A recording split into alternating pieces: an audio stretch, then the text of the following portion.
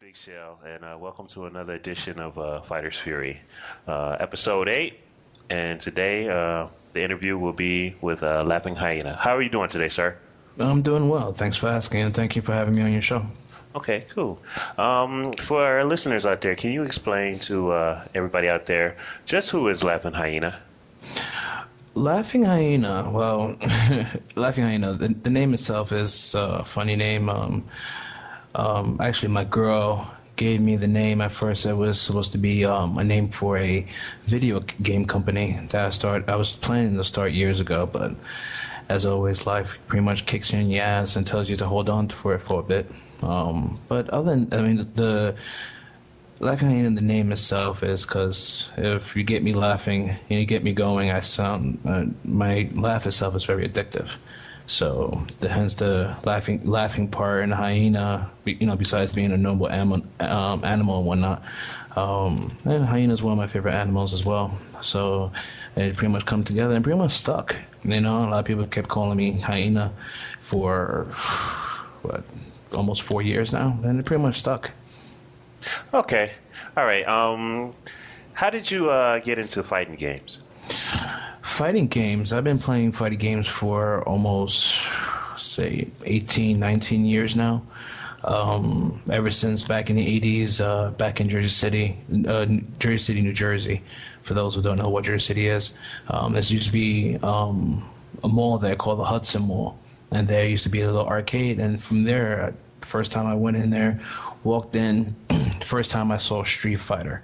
And not a small cabinet Street Fighter, but one of the very huge cabinet Street Fighters that it had two huge buttons on each side of the control of the joystick, and it was red and blue. And depending on how hard you hit it, came out to function. Like if you just tap on it, short came out. If you hit it real hard, a fierce or roundhouse came out. And from there, I got hooked. And then I really got into competitive gaming, especially Street Fighter when Street Fighter 2 came out, and I'm sure that's where a lot of people got their start. I used to main Blanca, then mixed it up with Lil Guile and Ryu. But my competition as of now hasn't been as much as it was back then, years ago. Pretty much started playing competitively since Street Fighter Alpha. Compete in a couple tournaments here and there, and do my best try to keep up with some of the new players that keep popping up out of nowhere. But as of now, I still play competitively. Like for example, I competed at East Coast Throwdown. Wasn't as practicing as much as I should, so I did horrible. I'm not gonna mention my placement because it's kind of embarrassing, but Okay. regardless of that. But no, I love competitive gaming. I will always love competitive gaming. I'm 34 years old compared to most of these young kids out here. 34 years old in the video game competitive scene, considered ancient. But I still compete. I still love competing. I will always compete, and just pretty much what it is. Now, that sounds kind of eerie. Down to the Street Fighter original with the two buttons, did the same thing. Down to maining Blanca first, then Gal, same thing. 34 years old. I, too, am 34 years old. Oh, man, this is eerie.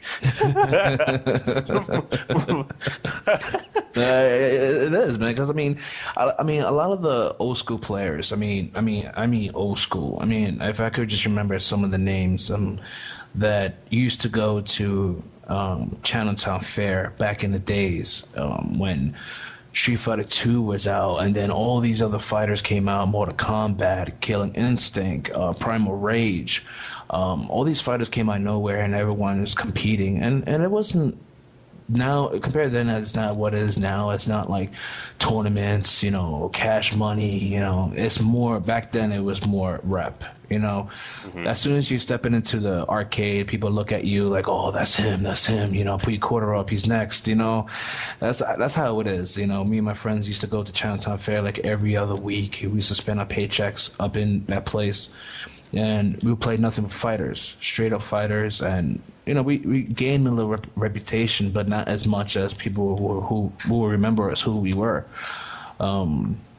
But I mean, the Hudson Mall arcade, Jersey City Heights arcade. I mean, everywhere we went to, people were like, "Oh, yo, that's him, that's them, yo, put your money away," And you never gonna get a chance to play because they're gonna be stuck in the arcade for the rest of the night. That's how it was back then. It was all about reputation. That people know who you were. It had nothing to do with stats. It had nothing to do with seeding.